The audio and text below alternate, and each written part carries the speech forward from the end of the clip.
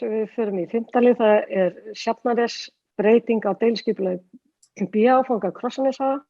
Til máls tekur bæjarfulltrúi Þórhallur Jónsson. Forseti ágætu bæjarfulltrúar, liður 4 í fundargerð skipulagsráðs dagsett 23. febrúar 2022 lagði fram drög að tillögu verkís verkfræðistofu og formsarkitekta að breytingu á deiliskipulagi B-áfanga Krossaneshaga fyrir athafnalóðir. Skipulagsráð leggur til við bæjarstjórn að hún samþykki að gerð verði breyting á B-áfanga Krossaneshaga til samræmis við erindið og að breytingi verði auglýst samkvæmt 41. grein skipulagslaga nr. 123/2010. Það bæjarfulltrúi Þórhallur Jónsson lokið máli sínu. Orðið laust. Sem enginn hefur hvatt til hljóðs.